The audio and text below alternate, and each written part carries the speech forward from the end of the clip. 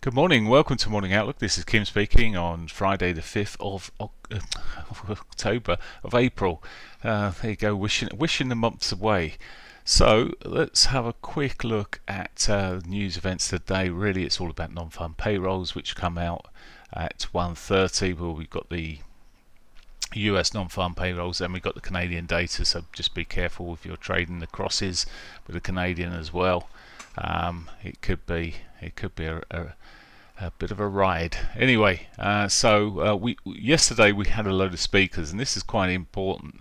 There's quite a few speakers missing off this particular list. It's just we had Kashkari speaking. We had a whole group of the key voters speaking. The long and short of it is many of them are coming to the conclusion that if interest rates aren't moving, inflation rates aren't moving, interest rates won't be moving.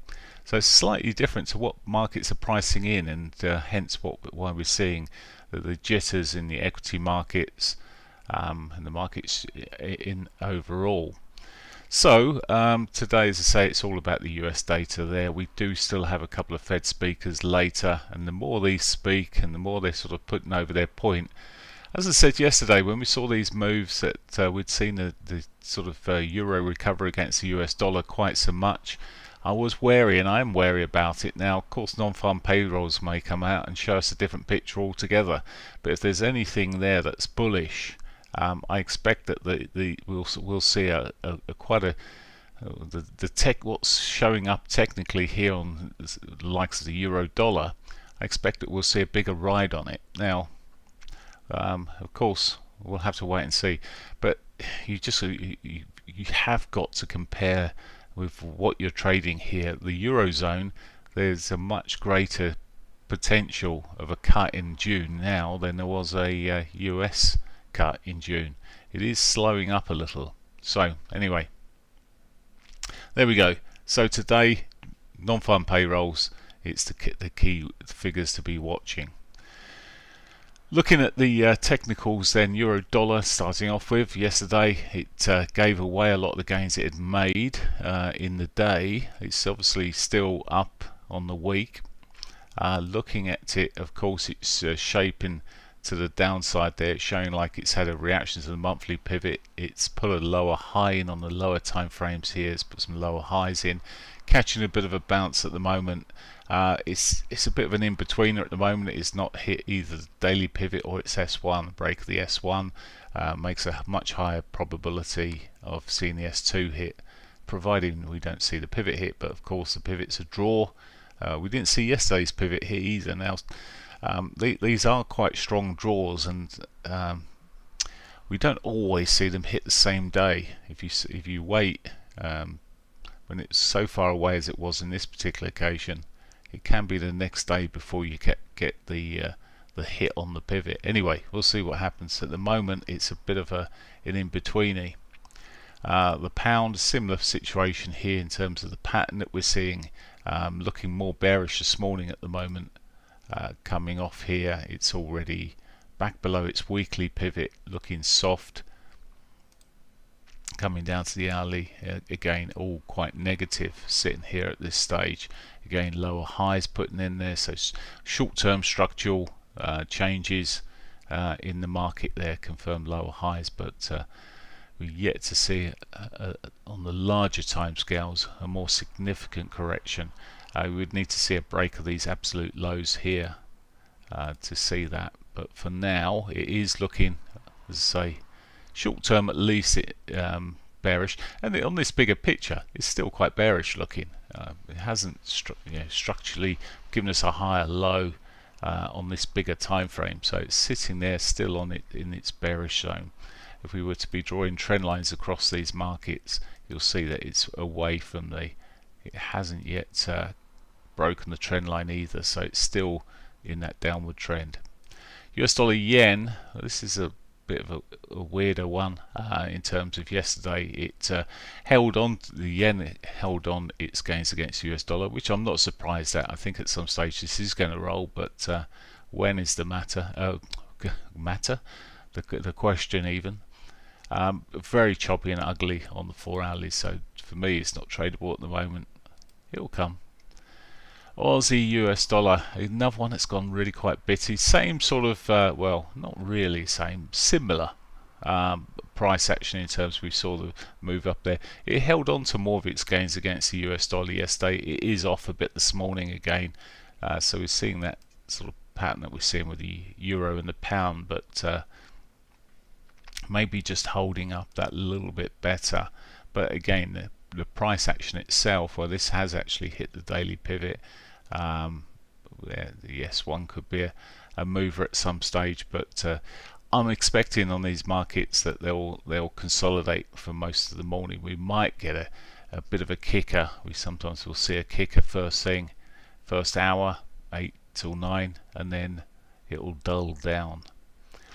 US dollar CAD, well, the CAD is still sitting there in this world of chop overall. It's very there's opportunities amongst it, possibly day trading point of view, from a day trading point of view, but it's quite a mess a lot of the time, and you still spend lots of time inside with the price action.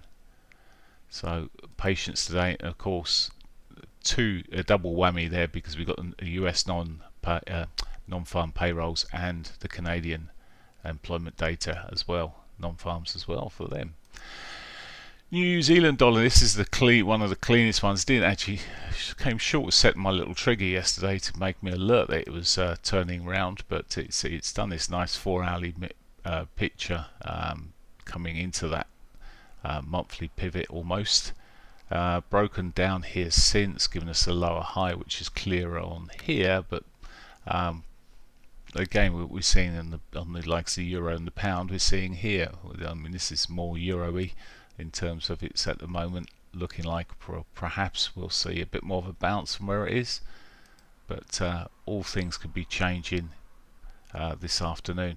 I think this afternoon will then give us a bit more, once we got the non-farms out, give us a bit more flavour into next week with the data.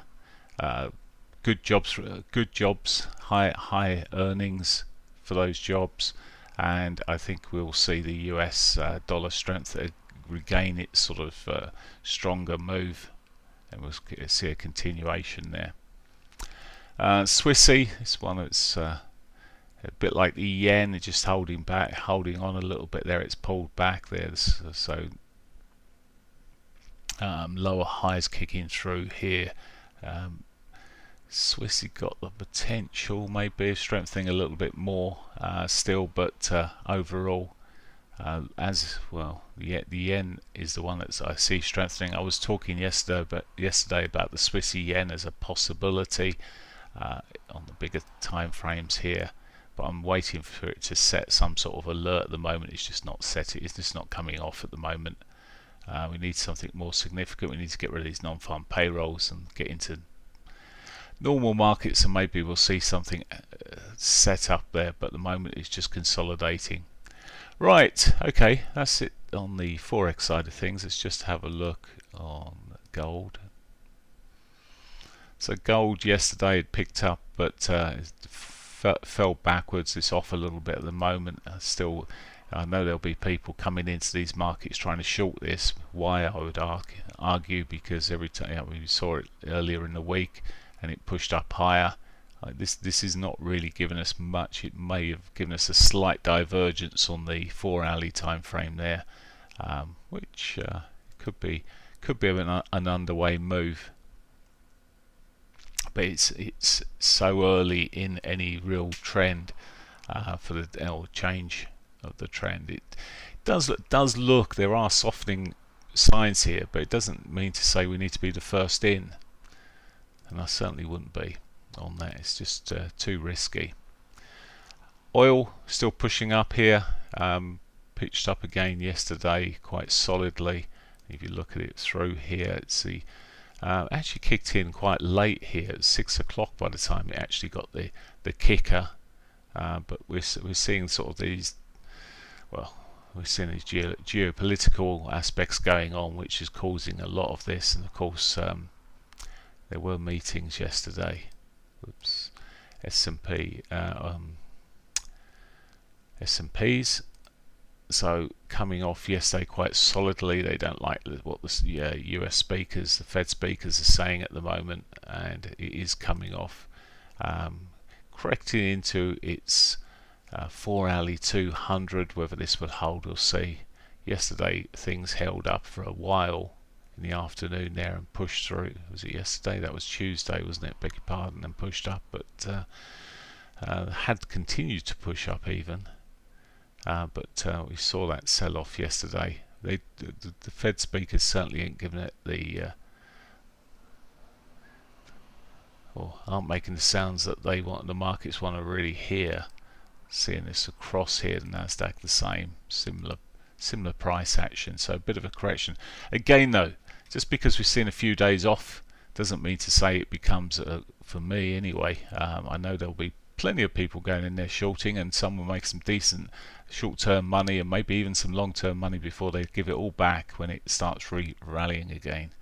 If it starts rallying again, of course. DAX is off at the moment, so we've had this lovely run over the last few months. Since pretty much since January it's been running, just getting a bit of a retrace. Now they are probably due some more deeper retracements. Here we've got more of a structural change on the DAX. Clearer move. Maybe the DAX will roll backwards a little bit more before maybe continuing it. But when you look at the retracements on all these markets relative to the moves, they're nothing. FTSE following suit here, really almost down to its monthly pivot for its near support, but it has bounced already. Okay, and finally let's just go across for those cryptos. Let's have a look at what's up on the Bitcoin world. The Bitcoin it has really slowed down now, hasn't it? It's sort of it's in that one of those horrible wedge shape patterns. Really don't like them. They can break either side. Often lately I've seen a lot of them. They just might fake out to the upside and roll over, or vice versa. Very unreliable. Okay, so that's left us for the weekend with something to think about maybe, but consolidation overall nearer the highs is not a bad thing. It's just that I wouldn't be trying to take anything out of this at the moment. Right, I'll leave it there. I wish you all a great day's trading on the those following on YouTube. For those in the room, I'll be with you in just a second.